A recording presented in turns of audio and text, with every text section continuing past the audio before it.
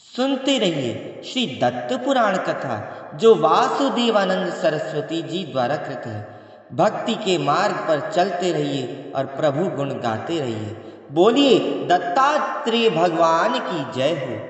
अब सुनते हैं दत्त पुराण अग्रिम भाग।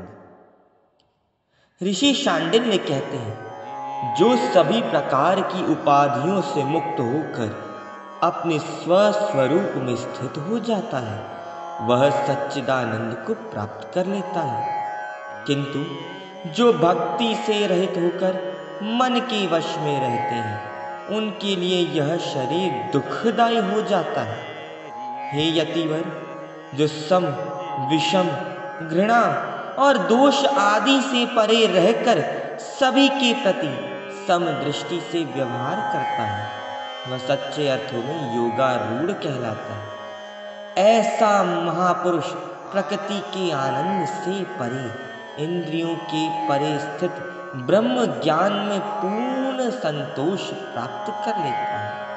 भगवान दत्तात्रेय सद विवेक बुद्धि से जो असत का त्याग कर परम तत्व में लीन हो जाता है, वह सच्चा त्यागी कहलाता है।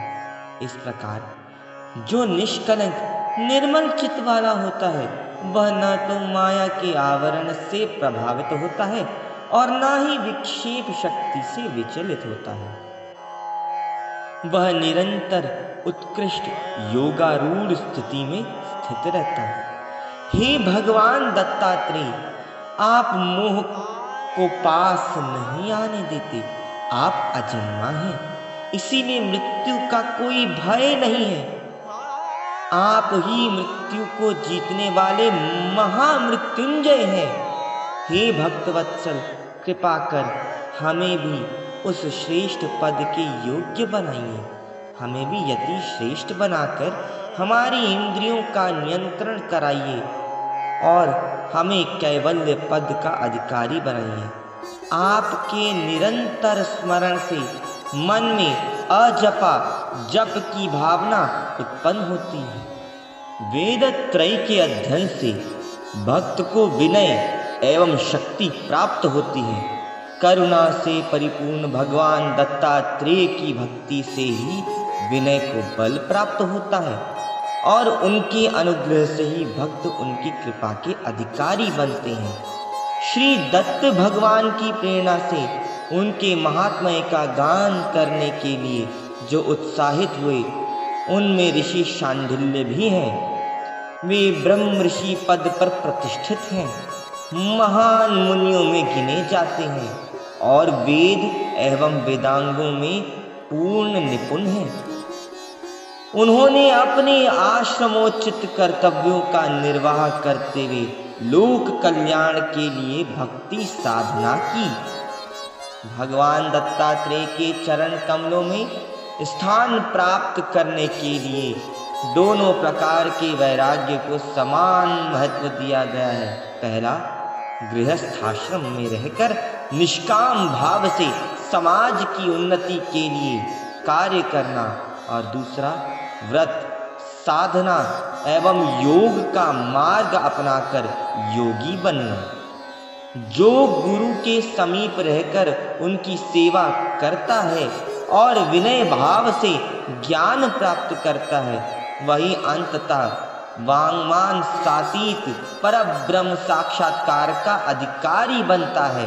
यमेव वृणुते स तेन लभ्यः, अर्थात ईश्वर की कृपा से ही ब्रह्म ज्ञान की प्राप्ति संभव है।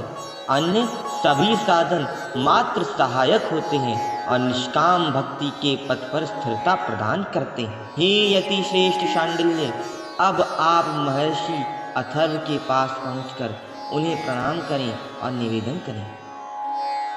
हे भगवान, मैं आपसे ब्रह्म विद्या को हृदयंगम करना चाहता हूँ। कृपया मुझ पर अपनी कृपा करें और मुझे आत्मज्ञान प्रदान करें। आपकी शुश्रूषा करके गूढ़तर आध्यात्मिक ज्ञान पाने के लिए सद्गुरु की सेवा हेतु तत्पर हूँ, जिसे प्रेम पूर्ण अनुशासन के साथ हृदय ग्रंथियों में सुगुप्त आत्म तत्व की उपलब्धि होती है। यह ज्ञान केवल गुरु कृपा से ही सुलभ होता है और यही सुरक्षित पथ है, क्योंकि सद्गुरु भी बाधाओं को दूर करने में सक्षम होते हैं।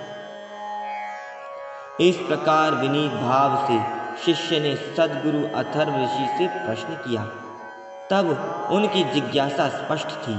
श्रद्धा, भक्ति, ध्यान, योग आदि साधनाओं के विषय में जिनके लिए त्याग वृत्तियों की आवश्यकता थी, गुरु उपदेश की विशेषता यह है कि वह त्रिकाल, भूत, भविष्य और वर्तमान में संभावित मानसिक एवं दैहिक अंतरायों को दूर करने में सक्षम होता है।